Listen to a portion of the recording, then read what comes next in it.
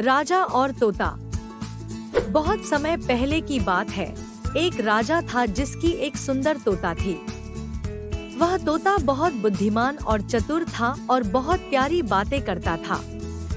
राजा उसे बहुत प्यार करता था और हर दिन उसके साथ समय बिताता था।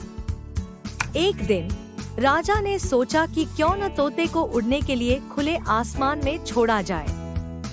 तोते ने कहा, महाराज, यदि आप मुझे खुले आसमान में छोड़ देंगे तो मैं कभी वापस नहीं आऊंगा। राजा ने कहा, नहीं, मैं जानता हूँ कि तुम वापस आओगे क्योंकि तुम मुझसे प्यार करते हो। तोते ने कहा, ठीक है महाराज, अगर आपको ऐसा लगता है तो आप मुझे छोड़ सकते हैं। राजा ने तोते को खुले आसमान में छोड़ दिया। तोता उड़ता हुआ दूर चला गया। कई दिनों तक राजा ने उसकी प्रतीक्षा की, लेकिन तोता वापस नहीं आया। राजा बहुत दुखी हो गया और उसने सोचा कि उसका प्यारा तोता उसे छोड़कर चला गया। कुछ हफ्तों बाद एक दिन राजा के बगीचे में वही तोता वापस आया। राजा ने खुशी से उसे पकड़ा और कहा, तोता, तुम वापस आ गए। मैंने सोचा था कि तुम मुझे छोड़कर हमेशा के लिए चले गए हो। तोते ने कहा, महाराज, मैंने आपको कभी नहीं छोड़ा। मैं सिर्फ आसमान की सुंदरता को देखने गया था। मैं हमेशा आपके पास वापस आने के लिए तैयार था क्योंकि मैं आपसे बहुत प्यार करता हूँ। राजा ने यह सुनकर अपनी गलती समझी और तोते को गले लगा लिया। उसने महसूस किया कि सच्चा प्यार कभी भी हमें छोड़कर नहीं जाता, चाहे हम उसे कितना भी आजादी क्यों न दें। इस कहानी से हमें यह सीख मिलती है कि सच्चा प्यार कभी नहीं छोड़ता और हमें हमेशा उन चीजों को स्वतंत्रता देनी चाहिए जिन्हें हम प्यार करते हैं। एक दफा का जिक्र है, एक खूबसूरत जंगल में चालाक लोमड़ी और सादा खरगोश रहते थे। जंगल में तमाम जानवर एक दूसरे के दोस्त थे और मिलजुल कर रहते थे।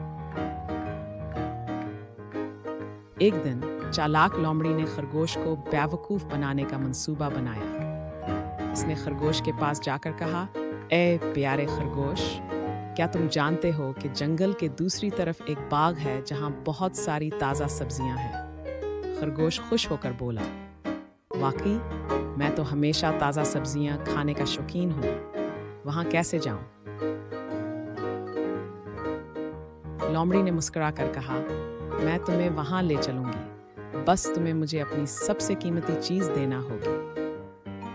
खरगोश ने थोड़ी देर सोचा और फिर बोला, मेरे पास तो कुछ खास नहीं है, सवाए इस खूबसूरत गाजर के जो मैंने कल तलाश की थी। लोमड़ी ने कहा, वही ठीक है, मुझे वो गाजर दो और मैं तुम्हें बाग तक पहुंचा दूंगी। सादा दिल खरगोश ने फौरन अपनी गाजर लोमड़ी को दे दी। लोमड़ी ने गाजर लेते ही हंस कर कहा, अब तुम यही रहो, मैं तो खुद इस गाजर को खाने जा रही हूँ। और लोमड़ी भाग कर चली गई।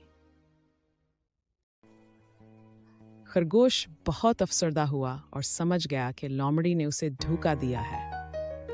उसने फैसला किया कि आइंदा कभी किसी पर अंधा एतमाद नहीं करेगा।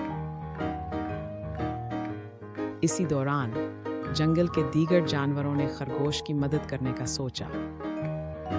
वो सब मिलकर लोमड़ी के पास गए और उससे कहा, अगर तुमने खरगोश की गाजर वापस ना की तो हम सब मिलकर तुम्हें जंगल से निकाल देंगे।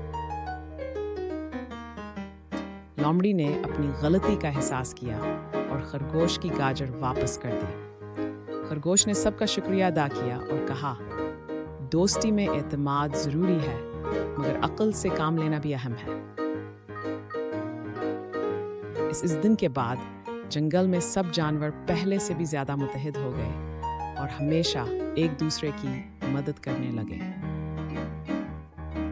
Lessons learned, hearts lightened, a trio of kindred spirits stride into the night, forever changed.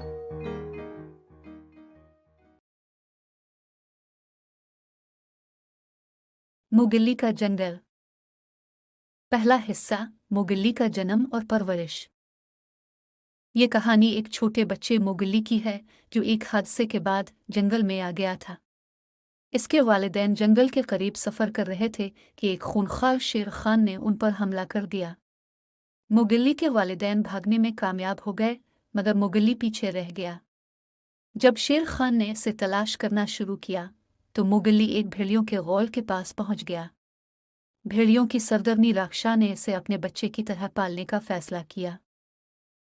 दूसरा हिस्सा, जंगल के दोस्त।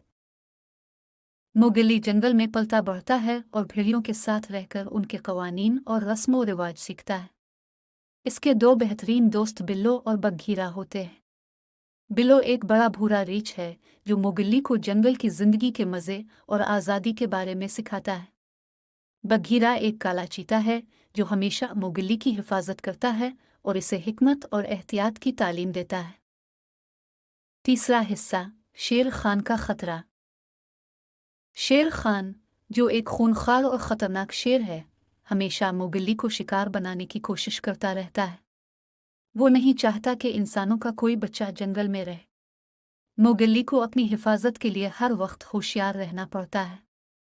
बिल्लो और बघीरा हमेशा उसकी मदद करते हैं, लेकिन शेर खान की चालाकी और ताकत का मुकाबला करना आसान नहीं होता। चौथा हिस्सा, बंदरों की कैद। एक दिन मुगल्ली को बंदरों का एक गिरोह अगवा कर लेता है और इसे अपने किले में ले जाते हैं। वो इसे अपना बादशाह बनाना चाहते हैं क्योंकि वो समझते हैं कि इंसान होने की वजह से मुगल्ली उनके लिए फ़ायदेमंद साबित हो सकता है।